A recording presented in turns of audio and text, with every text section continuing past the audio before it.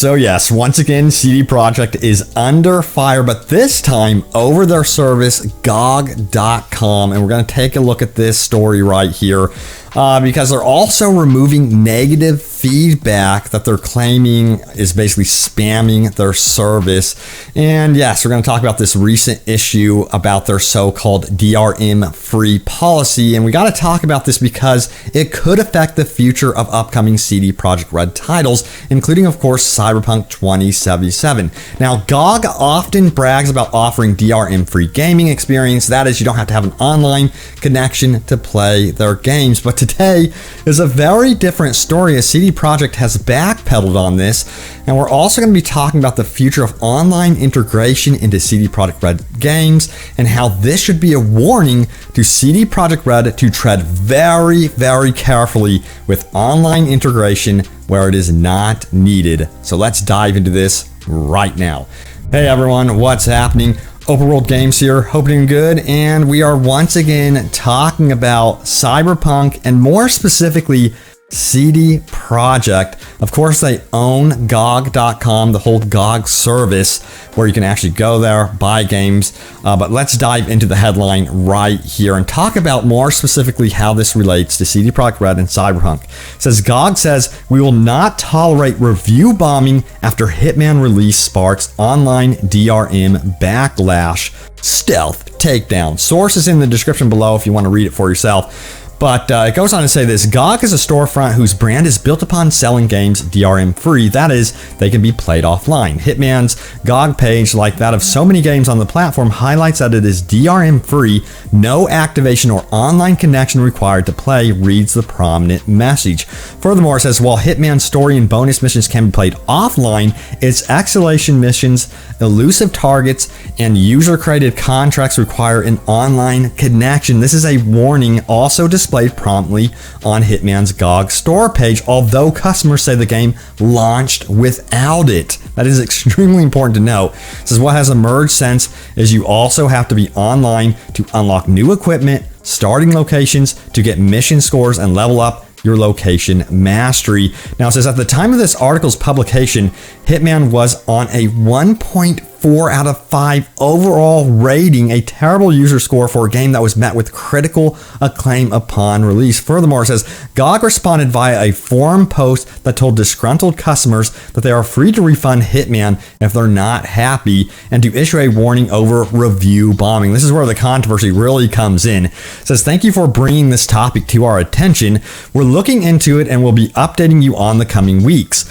In case you have purchased Hitman and are not satisfied with the released version, you use your right to refund the game. At the same time, while we're open for meritful discussion and feedback, we will not tolerate review bombing and will be removing posts that do not follow our review guidelines. Of course, this was not a popular statement at all within the GOG gaming community, and it shows how aggressive CD Projekt is against those that are kind of against online integration. And you guys know that previously Cyberpunk 2077 was to have an entirely new multiplayer mode.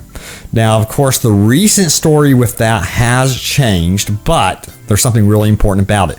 CD Projekt RED is reconsidering Cyberpunk 2077 multiplayer, but the studio says it wants to bring online into all of its franchises one day, and we really have to talk about that based on this recent story. They really need to be cautious about adding online integration into games that do not need it and forcing people into a situation where they have to have an internet connection. I think it is not a wise decision whatsoever, and it feels like, to me, it feels like that's the way that they are headed with a lot of CD Projekt RED titles, and it kind of worries me, so I definitely wanted to make this video. Now, we have this other headline right here. It says, Cyberpunk 2077 multiplayer may not be dead after all, according to patch 1.3 files. So, yeah, there were some interesting findings within patch 1.3 that showcase that it looks like CD Projekt RED is still very interested in multiplayer with Cyberpunk, which I will admit would be cool to actually be able to roleplay in Night City online with others. That would be pretty neat. However, it says this: CD Projekt RED very publicly canceled Cyberpunk Online, its follow-up multiplayer project to 2077, back in March. But as of patch 1.3, the CPO branded files are gone, and now there's something called Cyberpunk Multi, which is new. It's on the same level of other future content in the data, like 2 upcoming presumably paid expansions that are currently being worked on and labeled in the patch file. So it sounds like it should be something pretty significant, despite the fact that they have said that they are reconsidering a Cyberpunk multiplayer mode. So we don't know what's really going on just yet. However, it says the takeaway here is that while Cyberpunk Online may be dead, that there may be work being done to ensure that Cyberpunk 2077 does get a multiplayer component in some form down the road. We're talking about years and years down the road. A lot of people are assuming that, of course, this means that Cyberpunk would eventually be turned into a sort of GTA Online. You guys gotta let me know what you think of that, of course, but you have to also consider, like, if they take so much of their personnel to work on multiplayer, what they could have actually been working on regarding a single player expansion, perhaps a third single player expansion or something related to fleshing out the open world. But also, check out this headline right here. It says why CD Projekt RED adding multiplayer to all franchises should give pause. CD Projekt RED is planning to add online modes to its future titles, but this might not be something fans should get immediately excited about, especially after how they have been handling the situation with Hitman. It's kind of worrisome that they act like they could just put their foot down and it's gonna be this way, and that's the biggest concern I think a lot of people are feeling about the Hitman situation and the GOG platform as a whole and the direction it's headed. Now, it says here, for the very few successful attempts to integrate multiplayer into a traditionally single-player series, there have been many more unsuccessful or unpopular ones. BioWare experimented with online functionality for the third titles in its popular Mass Effect and Dragon Age series. Now, Mass Effect 3 was the first to receive a multiplayer mode, a co-op horde-style game that was tied in a single-player campaign. It actually had a following. Now, it says playing the multiplayer mode increased the readiness rating, which allowed players to get a better ending to the trilogy. Despite a mixed critical reception to the multiplayer mode, many fans of the previously single-player Mass Effect series largely weren't happy with the new mode. The main criticisms were its connection to the campaign, meaning players couldn't just ignore the mode, and the reliance on loot boxes, which helped to push the concept into the mainstream. I do not want this sort of thing repeated. That's what I'm saying here. It says BioWare addressed the first concern with its multiplayer mode for Dragon Age Inquisition, separating it from the main campaign completely, but kept the loot boxes due to their success as a revenue stream. While many fans were happy to simply ignore the multiplayer aspects, others saw a pointless, greedy addition. And I think this is what people are kind of looking out for and are so concerned with, CD Projekt RED integrating online into, Cyberpunk or the Witcher franchise. They're going to basically do it for, I guess, every single franchise. And they were on record saying that they are going to do it where it makes sense. But you guys know that CD Projekt RED have said stuff in the past that have not come true, or they've changed their story, of course.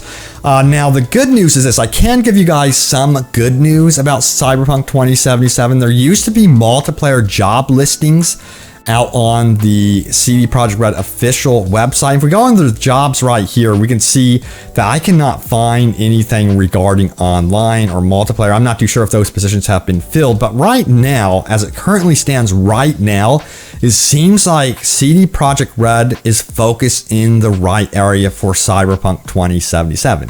I'm just saying, I don't want that changed. I'm talking about 3 years down the road. I want to see them still focused on what really matters and what CD Projekt RED is really, really good at. And honestly, that's open world, single player RPGs with really good stories. And that's where they should put their heart and soul into it and just continue to grow there, and then perhaps only experiment with multiplayer. But that's going to be ultimately up to the community as well. If you guys want to see multiplayer in Cyberpunk or not, please sound off in the comments down below. And mentioning comments, it's now time to go over your top comments. So remember, leave some comments down below. It could end up right here in a future video. So what was my most recent Cyberpunk video about? Let's take a look. It says CD Projekt RED gives brand new update, new quest director, and next gen update news. So it seems like, honestly, I would be very surprised at this point if the Cyberpunk next gen update makes it, you know, in 2021. I think it's going to be pushed back to 2022 based on current things that they have said and how things are looking, of course. All right, so let's dive into the responses to this news. Maurice says this: they don't need a flashlight. V already has cybernetic eyes, so just allow the player to switch their vision to a mode where they can see normally in the dark. This is what should have been in the game from the start. Why give away your position with a beam of light? You would think that this stuff would already be in the game. Like night vision, it would be common sense to give V night vision. It should be added into the game as some sort of patch or update. I think that would be cool. Now, Internet Mouse says, hopefully in this new update, Night City can step away from level 4 COVID lockdown and move straight to no lockdown. Yeah, it's kind of feeling quite empty.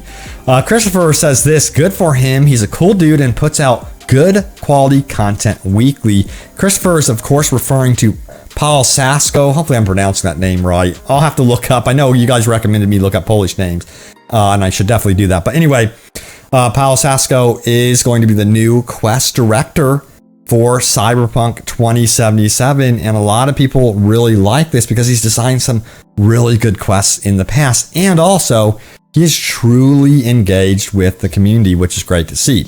Now, the Archevil says Cyberpunk needs more quests with companions. It was always fun to go on missions with Panam, Jackie, and Judy. Missions can be used to explain more of the lore, like being tied to the history of Night City and its characters. Government conspiracies are always fun to unravel, like the candidate who was being spied on. Missions where you can stunt with a motorcycle and other high-speed chases. Cyberpunk used to be longer, but they cut hours off, saying that gamers don't want games that are too long.